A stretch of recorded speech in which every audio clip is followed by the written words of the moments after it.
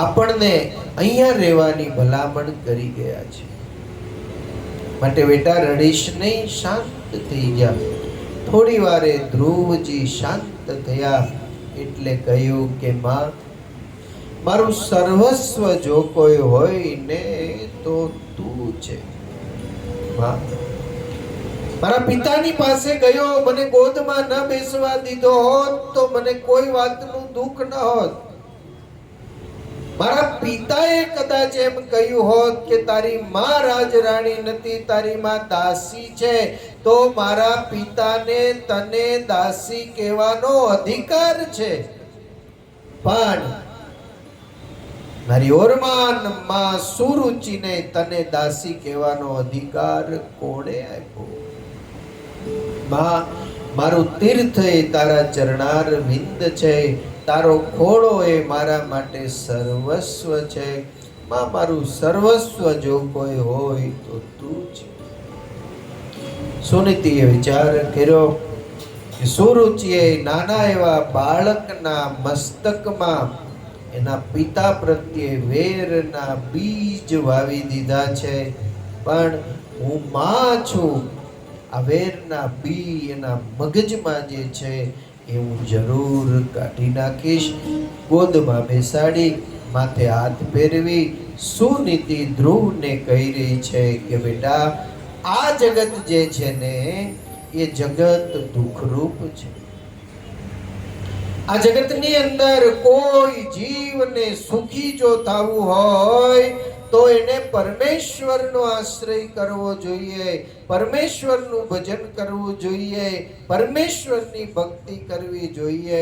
તો જ આ જીવાત્મા કાયમને માટે સુખી થાય. બેટા, સુખી થવાનો ઉપાય પરમાત્માની પ્રાપ્તિ છે. માં, પરમાત્માની પ્રાપ્તિ હોય તો પરમાત્માને મેળવવા માટે શું કરવું જોઈએ? બેટા, એ પરમાત્માને મેળવવા હોય ને તો એને મેળવવા માટે જંગલમાં જવું જોઈએ. માં, તું જો આશીર્વાદ આપતી હોય ને તો હું જંગલમાં જવા માટે પણ તૈયાર છું.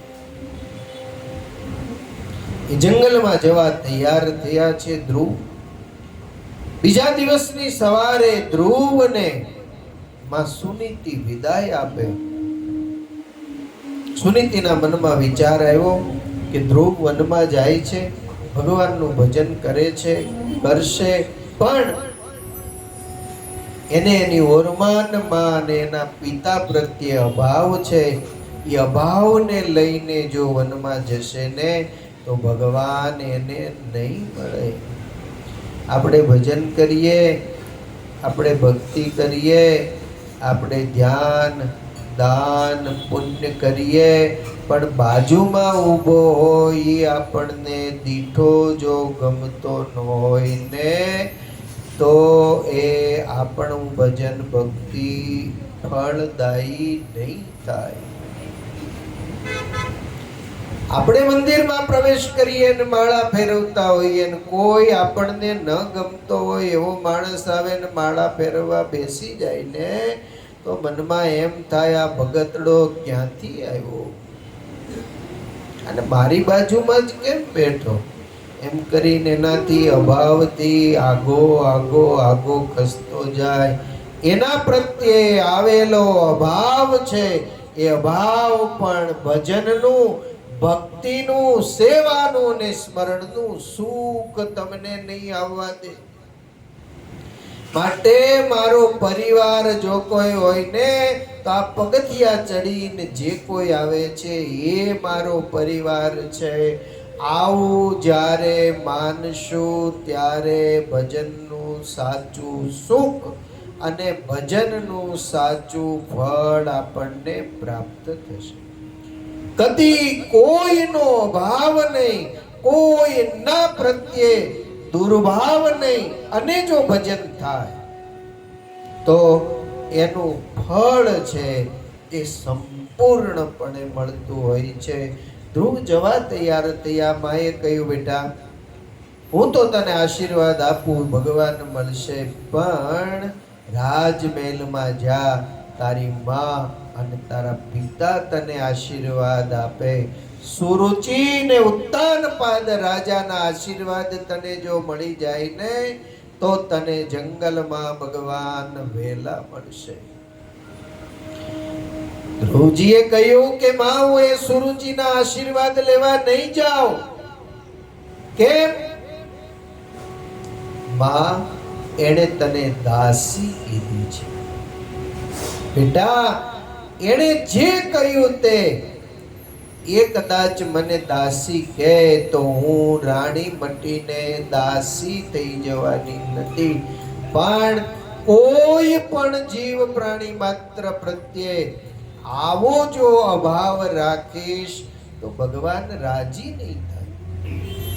બેટા જા, મારા જેમ આશીર્વાદ તને પ્રાપ્ત થયા છે એમ તારી ઓરમાન માં અને પિતાના આશીર્વાદ મળશે ને. બે માના આશીર્વાદ ભેગા થશે તો જંગલમાં ભગવાન ઋષિ મુનિઓને જે નથી મળતા એ તને મળશે. માની આજ્ઞાનું પાલન કરવા માટે ધ્રુવ રાજસભામાં જાય છે. આજ પણ રાજ સિંહાસન ઉપર સુરુચિ ઉત્તાનપાદ રાજા બેઠા છે. ધ્રુવજીને આવતા જોયો. સુરુચિએ મનમાં વિચાર કર્યો કે રાજ સિંહાસનના પગથિયા ચડી અને ગોદમાં બેસવાની માંગણી જો કરે તો હાથ જાલીને ફગાવી દેવો છે, ફરીવાર અહીંયા આવે નહીં. રાજ ધ્રુવજી આવ્યા છે ને, દૂર ઊભા રહી ગયા, બે હાથ જોડ્યા, મસ્તક ઝુકાવ્યું અને ધ્રુવજીએ કહ્યું કે પિતાજી, માં, મને આશીર્વાદ આપો. હું ભગવાનને મેળવવા માટે જંગલમાં જાઉં છું. ઉત્તાનપાદ રાજાના મનમાં થોડું દુઃખ થયું. સુરુચિ બહુ રાજી થઈ એટલે સુરુચિ ઊભી થઈ ગઈ. ઊભી થયેલી સુરુચિએ આમ બે હાથ ફેલાવીને કહ્યું કે જા બેટા, જંગલમાં તને ભગવાન જરૂર મળશે. એના પિતાએ તો ખાલી હકારમાં માથું હલાવ્યું છે. ધ્રુવ પાછા વળી ગયા, મા પાસે ગયા. માએ પૂછ્યું, બેટા શું થયું? માં, મારી ઓરમાન માએ બે હાથ ઊંચા કરીને મને આશીર્વાદ આપ્યા છે, મને ભગવાન મળશે. હા બેટા, બે માના આશીર્વાદ તારી ઉપર છે, તને ભગવાન વહેલા મળશે. અને ધ્રુવજી જંગલમાં જવા માટે ચાલતા થયા છે. ચાલતા જ્યારે થયા ત્યારે મનમાં વિચાર કર્યો કે ક્યાં જાઉં. હરિદ્વાર પાસે ગંગાને કિનારે આનંદ નામનું વન છે, ત્યાં જજે. શું કરવાનું? નારાયણ નારાયણ નામનું ભજન. ધ્રુવજી નગરની બહાર નીકળે ને નારાયણ નારાયણ કરતા નારદજી સામા મળ્યા. માએ આપેલા સંસ્કારને કારણે ધ્રુવજી નીચા નમી નારદજીના ચરણ સ્પર્શ કરીને નારદજીને વંદન કર્યા છે. ધ્રુવજીએ આમ બે હાથથી નારદજીએ ધ્રુવને ઊંચા કર્યા. એના બાલ પ્રદેશની સામે જોયું. નાની એવી ઉંમર છે પણ આનામાં સંસ્કાર કેવા છે. ઘણીક વાર તમારું ઘર કોઈએ જોયું ન હોય, તમારા પરિવારના સભ્યોની સાથે પરિચય પણ ન હોય અને છતાંય તમારા બાળકોને ક્યાંક જોઈ જાય, એ બાળકોમાં રહેલા સંસ્કારને જોઈ જાય ને તોય લોકો એમ કહેશે કે આનું ઘર, આનું કુટુંબ, આના મા બાપ સંસ્કારી હશે, ભગવદીય હશે, ભગવાનના આશ્રિત હશે, સાધુ સંતોની સેવા કરનારા હશે, તો જ એને ત્યાં આવા સંસ્કારી બાળકનો જન્મ થયો હોય. એ તમારા બાળકના સંસ્કાર ઉપરથી નક્કી થઈ જશે. મને ખબર નથી અહીંયા કોઈને નાના નાના બાળકો હોય કે ન હોય. અહીંયા અમારે રામેશ્વર સ્વામી એમ કહેતા હતા કે આપણા ભાગમાં ધોળાવાળ વાળા સિવાય બીજું કોઈ છે નહીં. ખબર નહીં છોકરાને કેમ લઈ આવતા નહીં હોય. હે, છોકરાના છોકરા છે ઘરે છે,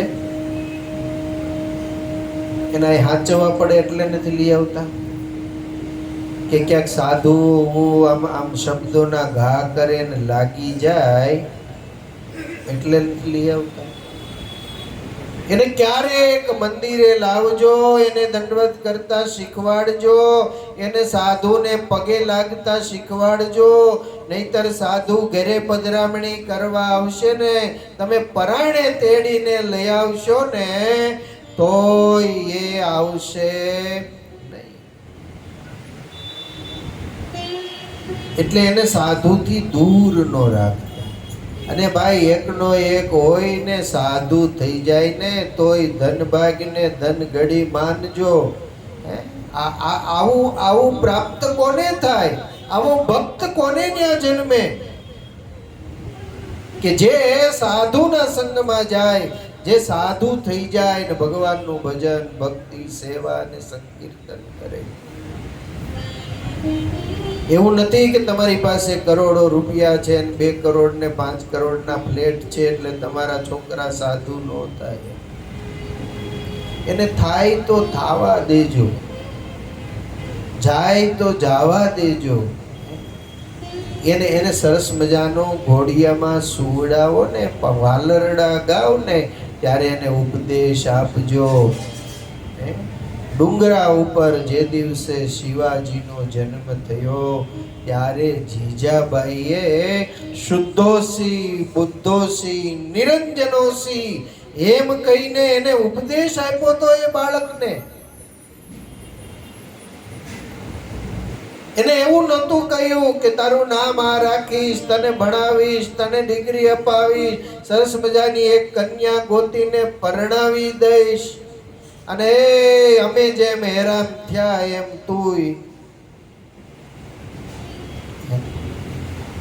સુખી છો કે હેરાન થાવ છો? ડોશી ઘેરે બેઠા છે ને ત્યાં સુધી બહુ સારું છે, જેવા હોય એવા. એ વયા જાય પછી દુઃખના દાડા શરૂ થાય. એટલે ભગવાનને પ્રાર્થના કરજો, આ ઉંમરે અમારી જોડી અખંડ રાખજો. અને જ્યારે જવાનું થાય ને ત્યારે અમને બેયને હારે અહીંથી લઈ જાજો. એકાદાય પાછળ રહેશે તો ખબર નહીં, ભગવાનની દયા હોય તો બહુ વાંધો ન આવે ઘરે, નહીતર સંસારમાં ગ્રહસ્થી જીવન બહુ અકારું લાગે. હમણાં ઘણી બધી જાહેરાતો આવે છે, ફલાણી જગ્યાએ વૃદ્ધાશ્રમ થયો, અહીંયા વૃદ્ધાશ્રમ થયો, અહીંયા વૃદ્ધાશ્રમ થયો, અહીંયા વૃદ્ધાશ્રમ. રાજકોટમાં એક વૃદ્ધાશ્રમનું નિર્માણ થઈ રહ્યું છે. વૃદ્ધાશ્રમ ચાલુ છે પણ નવો વૃદ્ધાશ્રમ થાય છે. એમાં 10,000 જેના મા બાપ, જેને છોકરાએ કાઢી મૂક્યા છે એવા મા બાપને રહી શકે એવી વ્યવસ્થા વાળો વૃદ્ધાશ્રમ થાય છે. કદાચ સરસ મજાનો ફ્લેટ હશે, એટલે સંડાસ બાથરૂમ હશે, ડનલોપના ગાડલા હશે, બધું જ એ વૃદ્ધાશ્રમમાં હશે. એનો દીકરો એની સેવા કરનારો નહીં હોય તો એ વૃદ્ધાશ્રમનું સુખ મા બાપને બહુ દુઃખદાયી લાગશે, બહુ દુઃખદાયી લાગશે. અને વૃદ્ધાશ્રમમાં જે મા બાપ છે એ બધા જ મા બાપ એના દીકરાઓ સુખી છે, બંગલાવાળા છે, ફ્લેટવાળા છે. એ ફ્લેટવાળા, ગાડીઓવાળા, બંગલાવાળા ના જ મા બાપ વૃદ્ધાશ્રમમાં છે. મજૂરી કરીને પેટીયું ભરનારાના કોઈના મા બાપ એ વૃદ્ધાશ્રમમાં નથી. ક્યારેક એકાદ આંટો વૃદ્ધાશ્રમમાં મારી આવજો.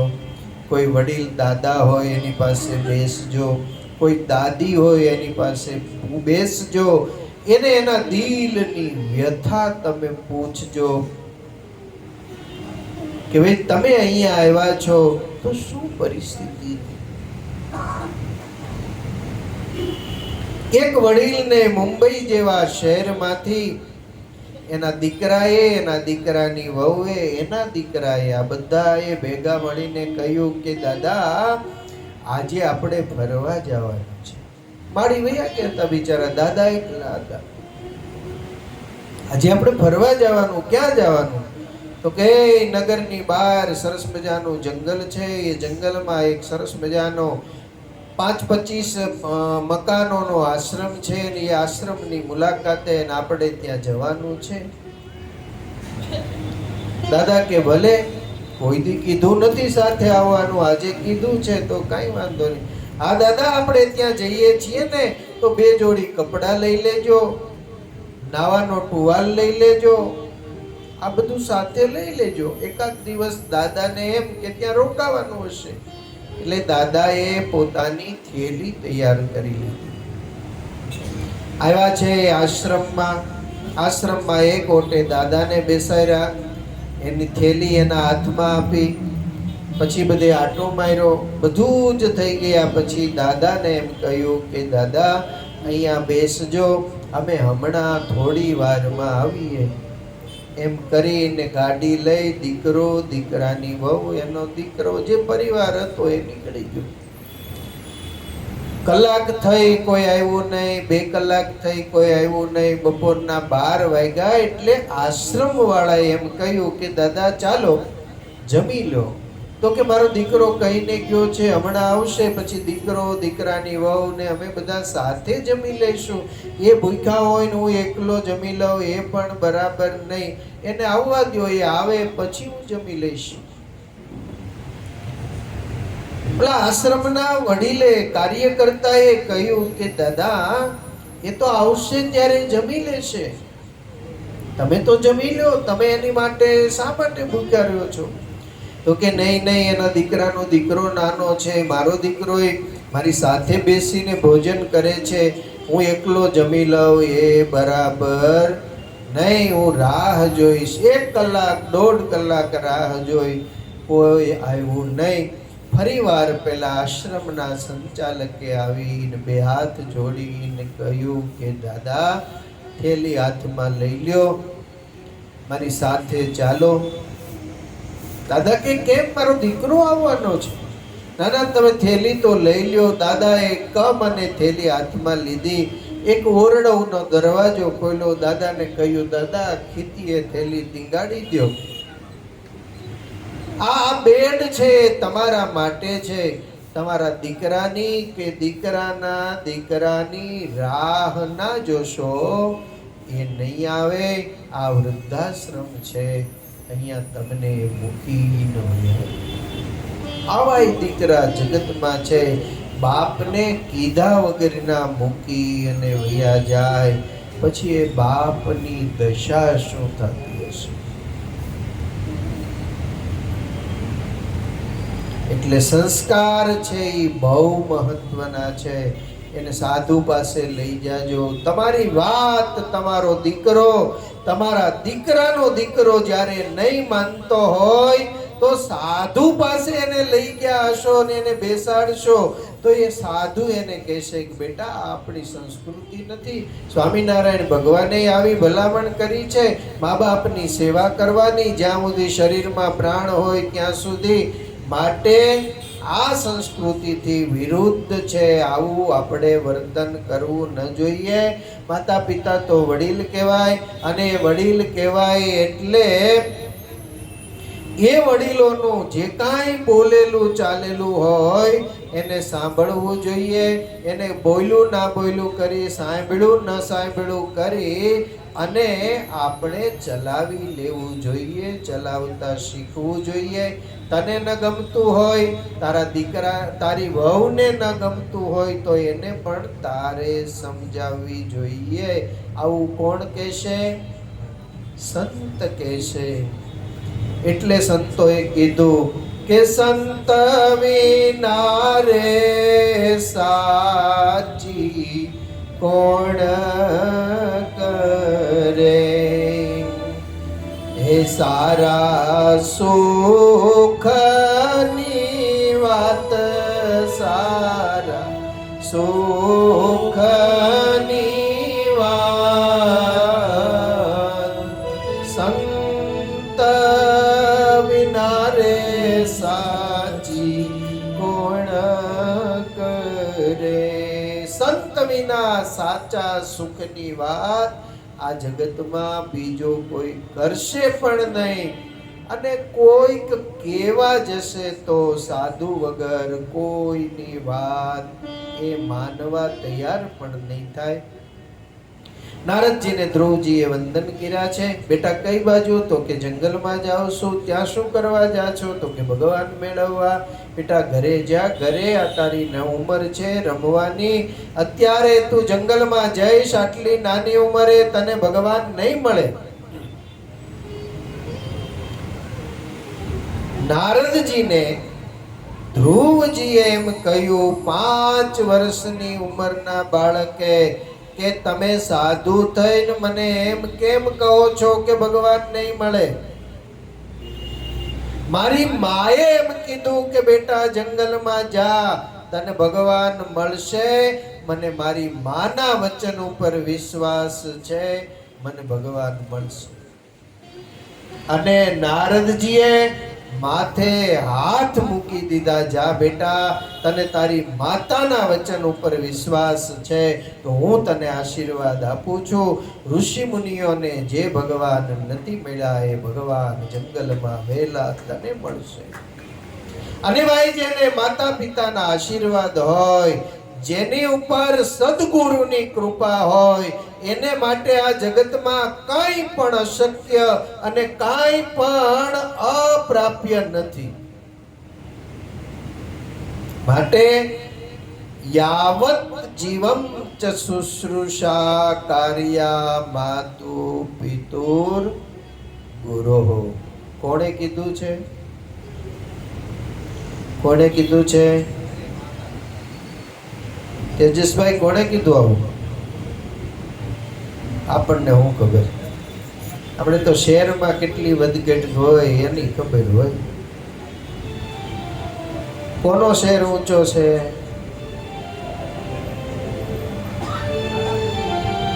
આ ભલામણ સ્વામિનારાયણ ભગવાને આપણને સૌને શિક્ષાપત્રીમાં કરી છે કે જ્યાં સુધી દેહમાં પ્રાણ હોય ત્યાં સુધી માતા પિતા અને ગુરુ આની સેવા કરવી. અને ચોથી ભલામણ કરતા એમ કહ્યું, રોગાર્તસ્ય મનુષ્યસ્ય યથા શક્તિશ્ચ મામકે. કોઈ રોગી મનુષ્ય હોય, એને એ ડોક્ટર પાસે જઈ ન શકતો હોય, ડોક્ટરની ફી આપવાના પૈસા ન હોય, કદાચ નિદાન કરાવી આવ્યા પછી એને દવા લેવાના પૈસા ન હોય ને, તો એને દવા લઈને આપજો. આ સ્વામિનારાયણ ભગવાનની આજ્ઞા છે, એની ભલામણ છે. ભગવાન ખૂબ રાજી થશે, ખૂબ રાજી થશે. 200 રૂપિયાનું નંગ કેરીનું ન ખાઈ શકીએ તો બેતર છે, પણ કોક દુખી હોય એને 200 રૂપિયાની તમે દવા લઈને આપી દેશો અને એના અંતરનો જે આશીર્વાદ મળશે ને, એ આશીર્વાદ તમારા જીવનના દુઃખને દૂર કરવા માટે એ મદદરૂપ થશે. તો નારદજીએ કહ્યું કે તારી માના વચન ઉપર તને વિશ્વાસ છે, જા બેટા, તને ભગવાન જરૂર મળશે, જરૂર મળશે. અને એટલે કવિઓએ કહ્યું કે મીઠા મધુ ને મીઠા મેહુલ રે લોલ. મીઠા મધુ ને મીઠા મેહુલ રે લોલ. મીઠા મધુ ને મીઠા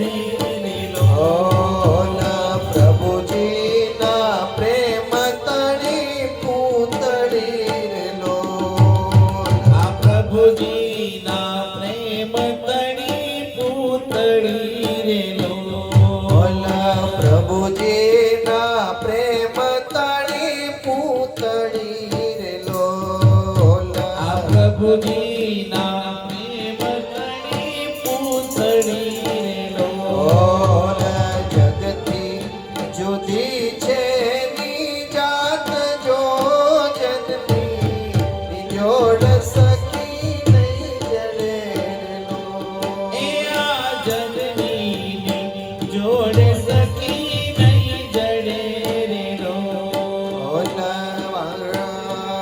ઘડી કવર સે તે વ્યોમ વાદળી રે લો આ ઘડીક વરસે તે વ્યોમ વાદળી રે લો માડી નામે હમારે બસ જો જનની જોડ સકી નહીં જડે રે લો એવી જનની જોડે સકી નહીં જડે રે લો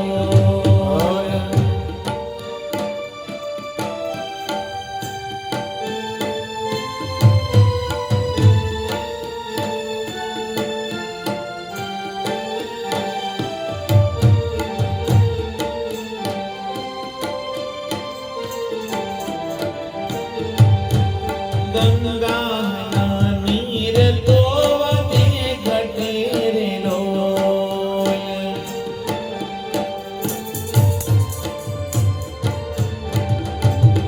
એવા ગંગાના નીર તો વધે ઘટે રે લો મારી સરખોઈના પ્રેમનો પ્રવાહ જો જનની જોડ સકી નહીં જડે રે લો એવી જનની જોડ સકી નહીં જડે રે લો માના માટે જગતની અંદર જેટલું કહેવાયું છે એટલું પર્યાપ્ત નથી એની અનેક ગણો પ્રેમ જો કોઈનો હોય તો એ જગતમાં માનો પ્રેમ એનું કોઈ રીતે મૂલ્ય આ જગતનો માણસ ચૂકવી શકશે નહીં ચૂકવી શકશે. એટલે સ્વામિનારાયણ ભગવાને લખ્યું, ભગવાન શ્રી કૃષ્ણ નારાયણે લખ્યું, ભગવાન રામચંદ્રજીએ માતાની આજ્ઞાનું જતન કર્યું. જ્યારે જ્યારે પરમાત્મા જન્મને ધારણ કરીને આ લોકમાં આવે છે ત્યારે ત્યારે એ પરમાત્મા પણ માતાના પ્રેમનું જતન કરે છે. એ ભલે ફરોને ચાલીએ ધામમાં સાચું તીરથ છે માવતર ઘરમાં તાલી કે સાથ સબ ગાઈઓ એ ભલે ફરોને ચાલીએ ધામમાં તમે ધામમાં બેસી બેસી સાચું તીરથ છે માવતર ઘરમાં એ મોટું તીરથ છે માવતર ઘરમાં